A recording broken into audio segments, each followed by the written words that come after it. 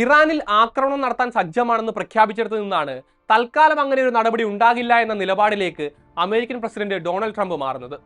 പ്രക്ഷോഭകരെ വധശിക്ഷയ്ക്ക് വിധേയമാക്കില്ല എന്ന ഇറാന്റെ ഉറപ്പാണ് തീരുമാനത്തിന് പിന്നിൽ എന്നൊക്കെ ട്രംപ് അവകാശപ്പെടുന്നുണ്ടെങ്കിലും കാരണം മറ്റൊന്നാണെന്നാണ് റിപ്പോർട്ടുകൾ. സൗദി അറേബ്യ ഉൾപ്പെടെയുള്ള ഗൾഫ് രാജ്യങ്ങളുടെ സമ്മർദ്ദത്തെ തുടർന്നാണ് ഇറാനെ ആക്രമിക്കാനുള്ള പദ്ധതി നിർത്തിവെച്ചത് എന്നാണ് പുറത്തുവരുന്ന വിവരം. വിശദമായി പരിശോധിക്കാം. സ്വാഗതം ഇൻഡെപ്തിലേക്ക്.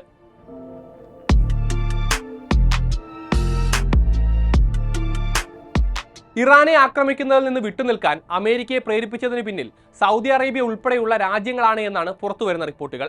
ഇറാനെതിരെയുള്ള US ആക്രമണം തടയാൻ 4 അറബ് രാജ്യങ്ങൾ അമേരിക്കയുമായും ഇറാനുമായും നയതന്ത്ര ചർച്ചകൾ നടത്തിയെന്നായിരുന്നു വാൾസ്ട്രീറ്റ് ജേണലിന്റെ റിപ്പോർട്ട്. 48 മണിക്കൂറുകൾക്ക് പിന്നാലെ അമേരിക്കയുടെ പ്രഖ്യാപനവും വന്നു. ഇറാനിൽ പ്രക്ഷോഭകർക്കെതിരെയുള്ള അടിച്ചമർത്തൽ നടപടി നിർത്തിവെച്ചതിനാൽ ആക്രമണത്തിൽ നിന്ന് പിന്മാറുന്നുവെന്നായിരുന്നു ട്രംപിന്റെ വിശദീകരണം. അതുമാത്രമല്ല, ഈ പ്രക്ഷോഭങ്ങളുടെ തുടക്കം മുതൽ ഇറാനെതിരെ സൗദി നിശബ്ദത പാലിച്ചു എന്നതും ശ്രദ്ധേയമായിരുന്നു. ഇറാനെ ആക്രമിക്കാൻ അമേരിക്ക തയ്യാറെടുക്കുന്നുവെന്ന ഘട്ടം വന്നപ്പോൾ അതിന് തങ്ങളുടെ വ്യോമാതിർത്തിയോ പ്രദേശമോ ഉപയോഗിക്കാൻ സാധിക്കില്ല എന്ന നിലപാടും സൗദി കൈക്കൊണ്ടിരുന്നു. സുന്നി രാജ്യമായ സൗദി അറേബ്യയും ഷിയ ഭരണകൂടം നയിക്കുന്ന ഇറാനും തമ്മിലുള്ള ശത്രുതയെക്കുറിച്ച് അറിയാവുന്ന ഏതൊരാൾക്കും അതിശയമുണ്ടാക്കുന്നതായിരുന്നു ഈ നിലപാടുകൾ. എന്നാൽ കൃത്യമായ കാരണങ്ങളാണ് സൗദിയെ ഇങ്ങനെ ഒരു നിലപാടിലേക്ക് നയിച്ചത് എന്നാണ് അന്താരാഷ്ട്ര വിദഗ്ധർ ചൂണ്ടിക്കാട്ടുന്നത്. ആഭ്യന്തരമായി ഭരണകൂടങ്ങൾ നടത്തുന്ന അടിച്ചമർത്തലുകളെ നേരിടേണ്ടത് വിദേശ രാജ്യങ്ങളുടെ സൈനിക ആക്രമണങ്ങൾ കൊണ്ടല്ല എന്ന സൗദിയുടെ നിലപാടാണ് അതിന്റെ ആദ്യ കാരണം. ഇന്നൊരു ബാഹ്യ ആക്രമണത്തിലൂടെ ഇറാനിലെ ഭരണകൂടത്തെ താഴെയിറക്കാൻ കൂട്ടുനിന്നാൽ പിന്നീട് എപ്പോഴെങ്കിലും തങ്ങൾക്ക് നേരെയും അങ്ങനെയൊന്നും ഉണ്ടായേക്കാമെന്ന ഭയവും സൗദിക്ക് ഉണ്ടായിട്ടുണ്ടാകണമെന്നാണ് വിദഗ്ധർ അഭിപ്രായപ്പെടുന്നത്. നിലവിൽ അമേരിക്കയോടൊപ്പം നിൽക്കുന്നത് കൊണ്ട് ഒരുപക്ഷെ സൗദിക്കെതിരെ ആക്രമണങ്ങൾ ഉണ്ടായേക്കില്ല.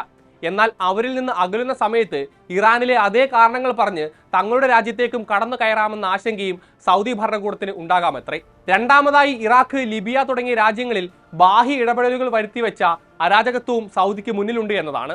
ഇറാനെ പോലൊരു രാജ്യത്ത് ബാഹ്യ ഇടപെടൽ ഉണ്ടായാൽ അത് മേഖലയിലാകെ വലിയ മാനുഷിക പ്രതിസന്ധിക്ക് കാരണമായേക്കാമെന്നും സൗദി കണക്ക് കൂട്ടുന്നുണ്ടാകണം. അഭയാർത്ഥി പ്രവാഹം ഉൾപ്പെടെ ഉണ്ടായേക്കാം.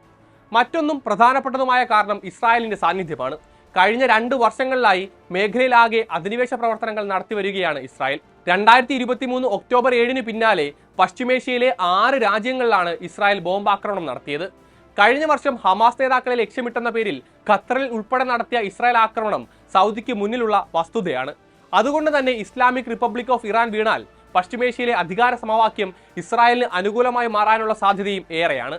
ഈ ഘടകങ്ങളെല്ലാം മുന്നിൽ കണ്ടാണ് സൗദി ഉൾപ്പെടെയുള്ള രാജ്യങ്ങൾ ഇറാനിൽ സൈനിക നടപടി നടത്തുന്നതിൽ നിന്ന് അമേരിക്കയെ എതിർത്തത് എന്ന് വേണം കരുതാൻ.